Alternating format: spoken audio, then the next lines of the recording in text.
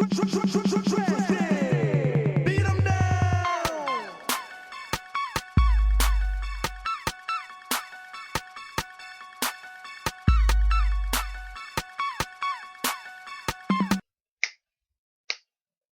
It's the most wonderful time of the year, when children be packing and candy be smacking, there'll be a good cheer. Oh, that's the wrong song? It don't matter, cause anyway, y'all know after Halloween, right? What they finna be playing in the stove? They finna go straight to Christmas. What happened to little Thanksgiving? Thanksgiving still in, I was like, hey, I'm here.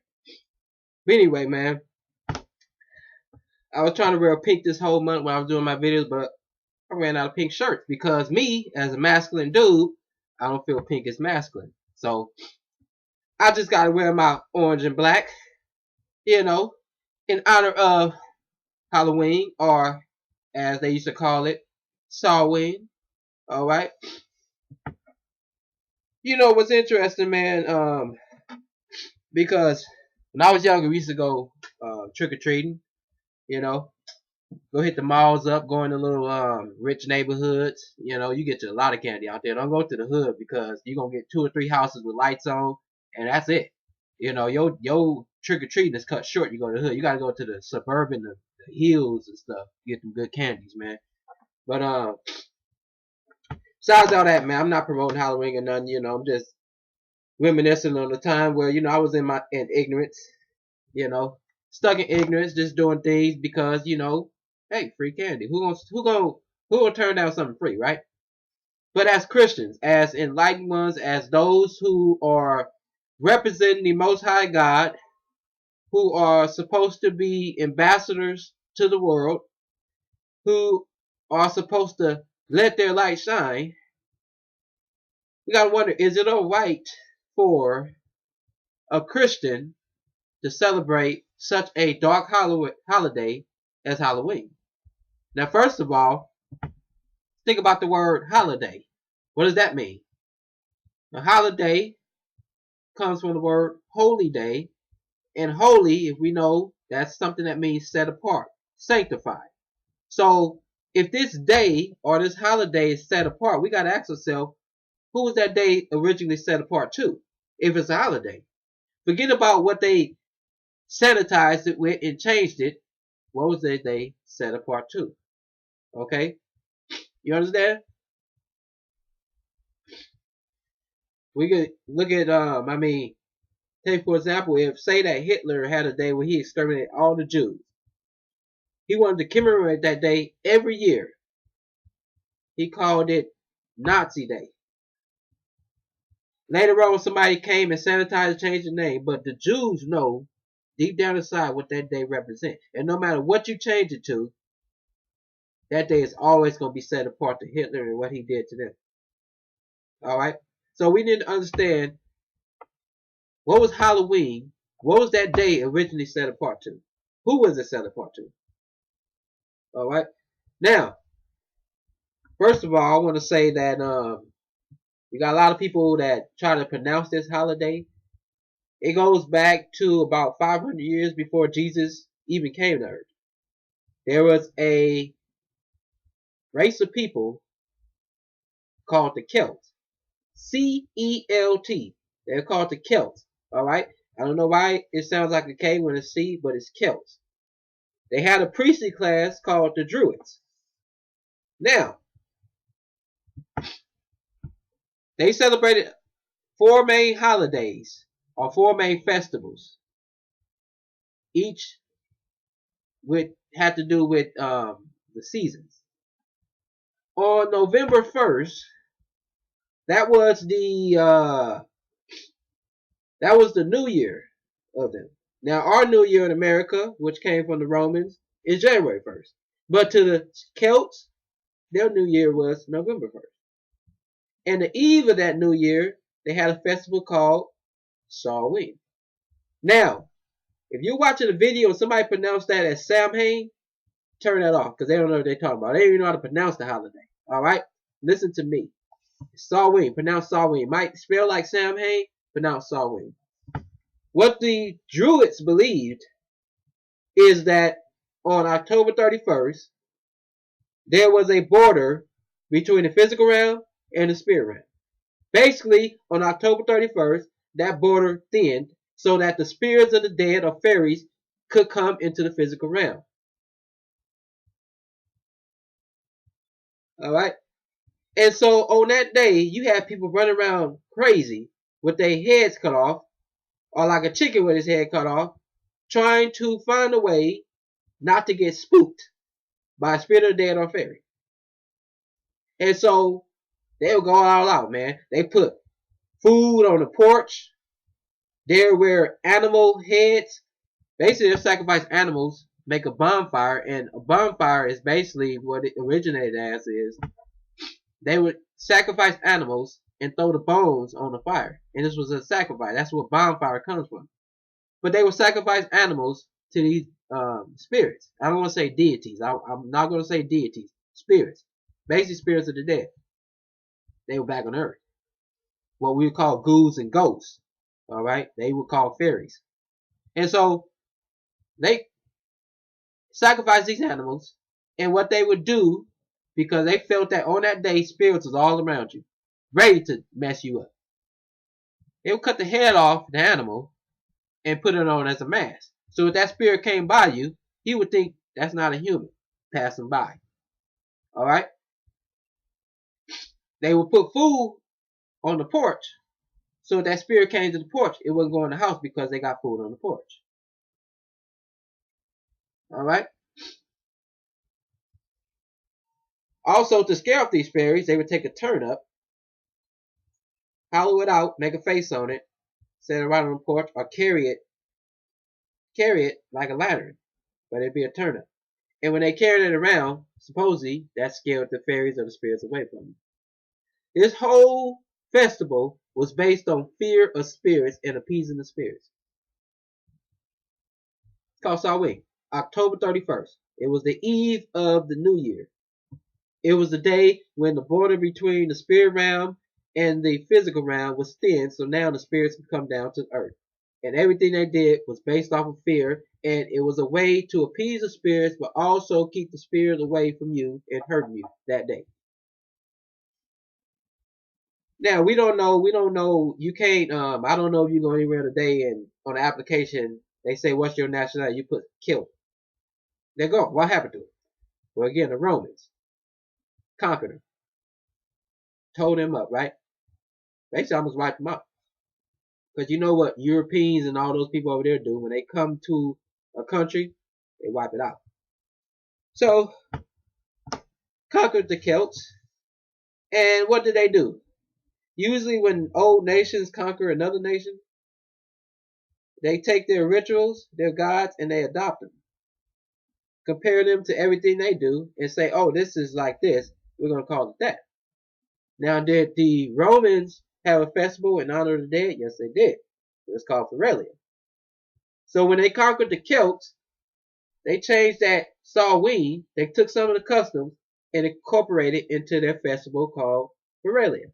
Now, the Romans honored the dead a different way. They would take food or gifts and put it on the graves of the dead. And this was supposed to keep the spirits at ease, so they don't mess with you. Now, according to Romans, a lot of time when they went to war, because their day was in February. When they went to war, they would a lot of them would like not celebrate that holiday. It was a week long, it wasn't a day. They would not celebrate that holiday. So if they lost it, they contributed that to the fact that, oh man, we did not honor the dead. That's why we lost this war.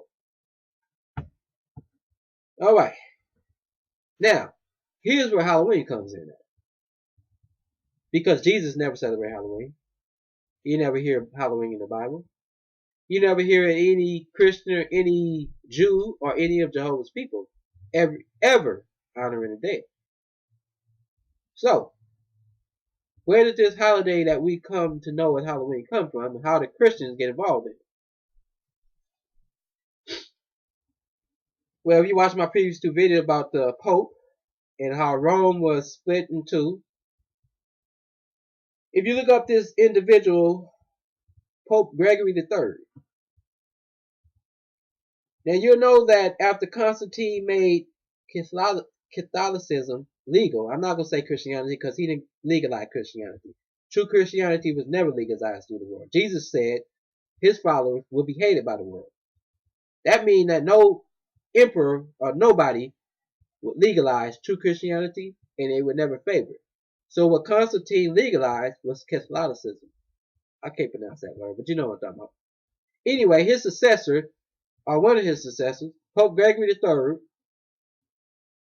when you had Romans and different things convert into Catholicism, supposedly follow Jesus, they didn't get rid of their pagan roots. They were still honoring the dead. But Gregory looked at that and said, oh, no, no, no. Y'all not supposed to do that. He even knew that Christians do not get involved in honoring the dead. And for anybody who today who says Christians celebrate Halloween, even the ancient popes knew that honoring the dead was not something we do. All right? Or the way the Romans did it.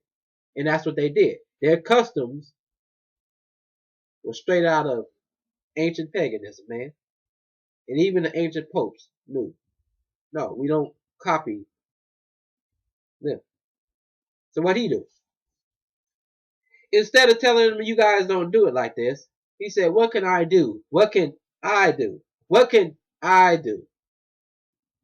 Let me see, I like kind of straight. What can I do? How can I get these people to stop, get involved in really? Start winning. We celebrate this festival. We commemorate All Souls Day. And you know All Souls Day? We'll look that up. We celebrate it in May. I think I'll remove it to November 1st. Because that's around the time that a lot of Catholics are copying Samhain rituals. Let me just move it. That way, they'll do it, but they'll do it in the name of the saints. They can honor the dead saints. No Bible reference for that because you have dead saints going way back to Abel. And if that's what God wanted us to do, he would have put that in the Bible that we should honor the saints. He don't put that in there. In fact, Leviticus tells us, do not cut yourself. Do not make tattoos for the dead. That means that when he gave that Mosaic law to the Israelites, he warned them.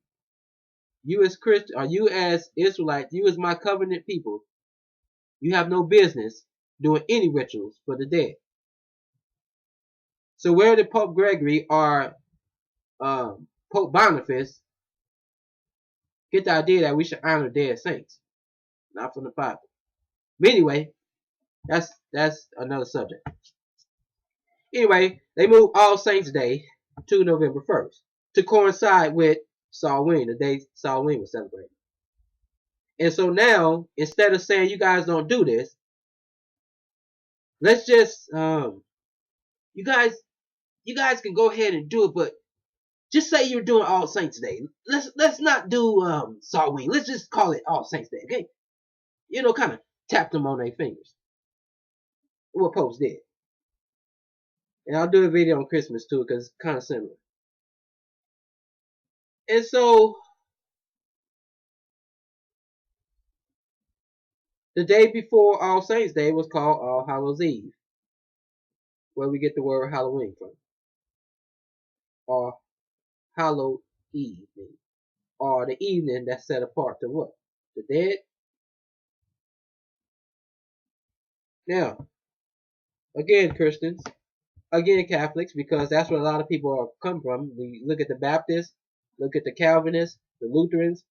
All these things are offshoots of Catholics. They're not offshoots of Christianity. Even the Puritans and the Protestants. A lot of things they do, they got that stuff from Catholicism. Bishops and all this stuff? No, man. Why do you still have bishops? Alright? Now, for you Christians, ask yourself this. Name one ritual for me that's associated with Halloween that has anything to do with light. The black cat, the spider, witches, vampires, ghosts, ghouls, a face of a scary pumpkin. What in the world do that have to do with Jesus?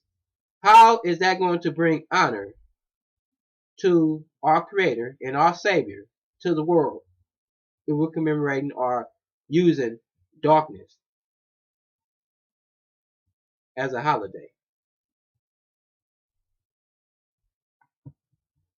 Okay, but anyway, that's for the person who wants to worship God with spirit and truth. That's for them to really think about. If you love your holiday, go ahead, man. I'm not here to make anybody stop doing anything.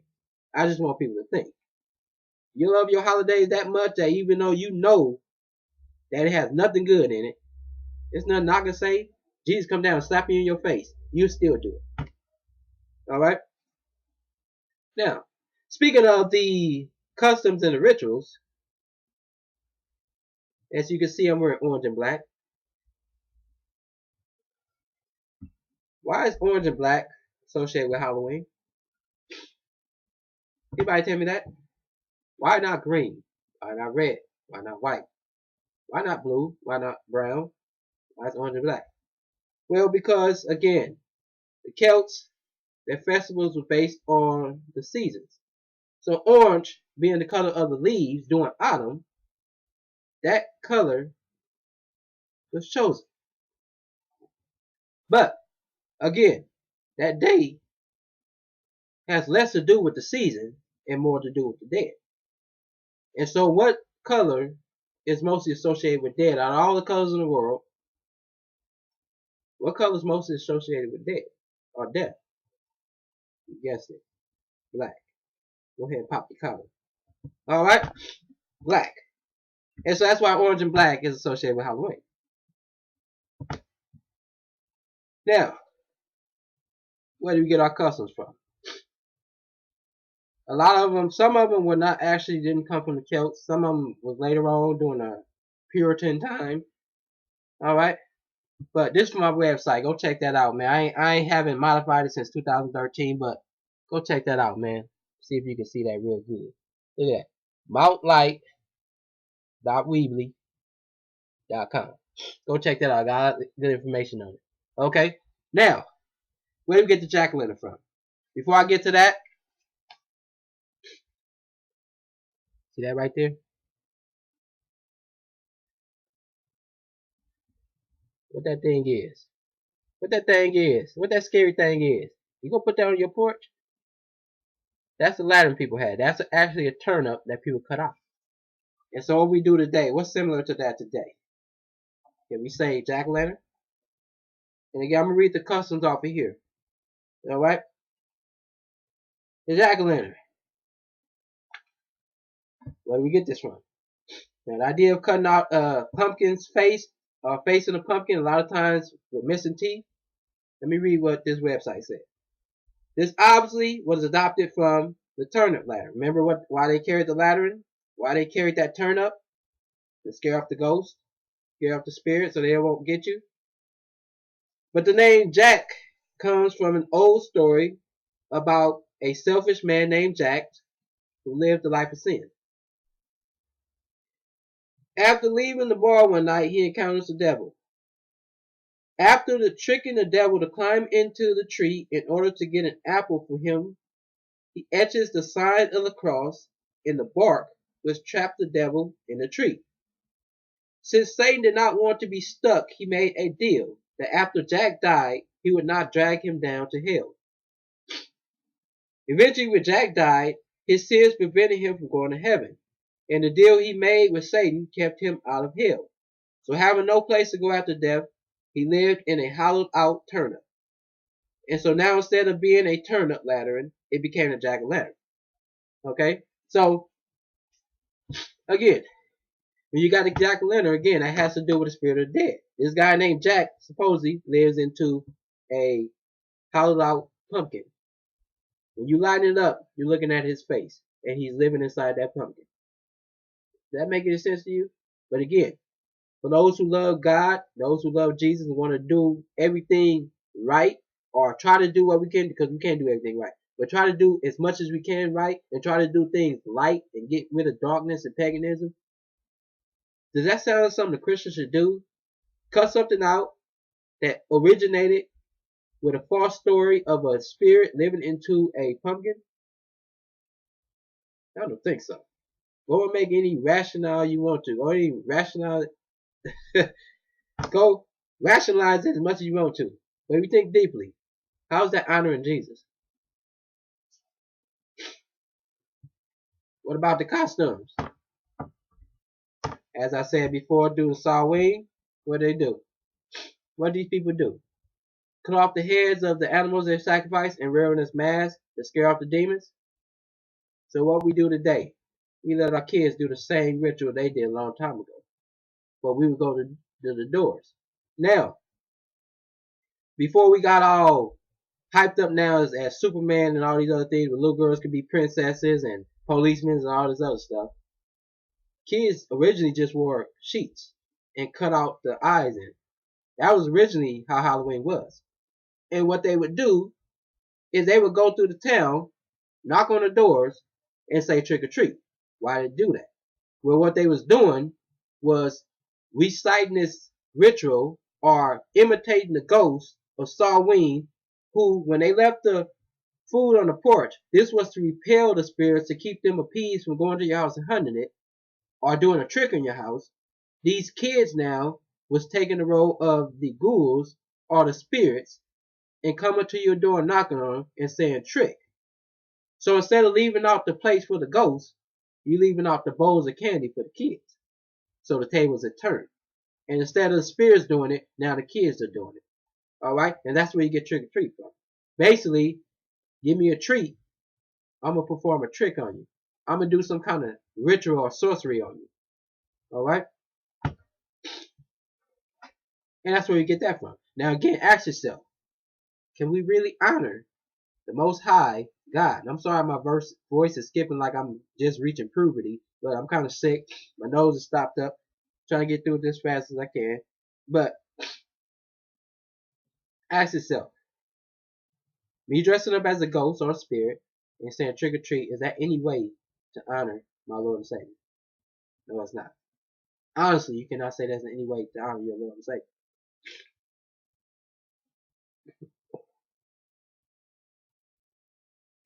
Bobbing for apples, I won't worry about that, but that had to do with looking for omens. Alright, looking for omens in the water, or with the apple, with the skins. Alright, again, according to Deuteronomy 18:1, we don't look for omens. We don't do anything with that.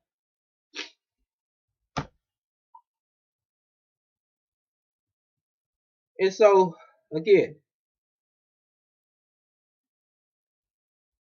honestly, can you sit back and tell me, if I were to let my kids go out there and get involved in the holiday that's associated with so much darkness, you even do it at nighttime. I mean, what's good at night? What's out at night besides crackheads and prostitutes? If you ain't got a job, your behind need to be at home at night, not going to somebody's door trying to jack them for candy. Alright? Anyway, that's neither here nor there.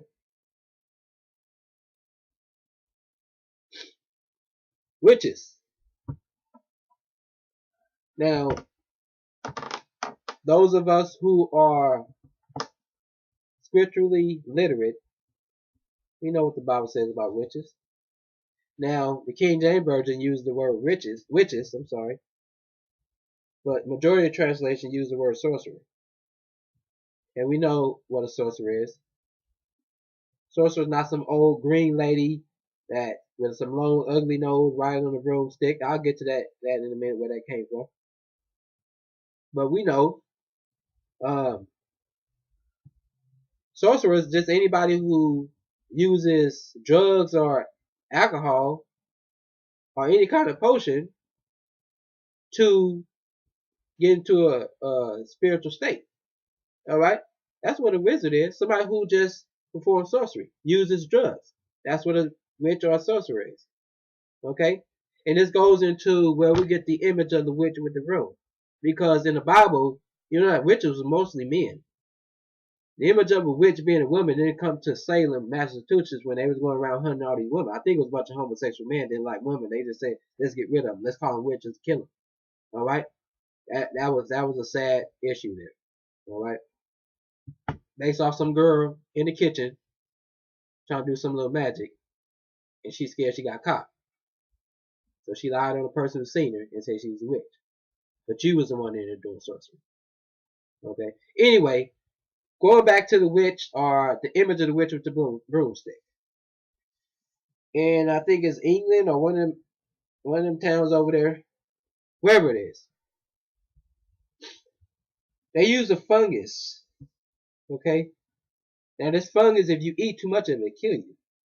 But you just the right amount, you get high. So you can rub it on your pores. In the same way we use weed today.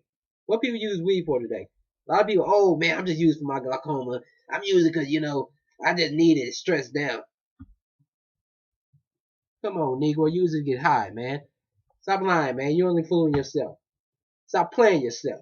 But anyway, what some women would do in order to get high, they would take that fungus, put it on the end of the broomstick, and rub it between their legs.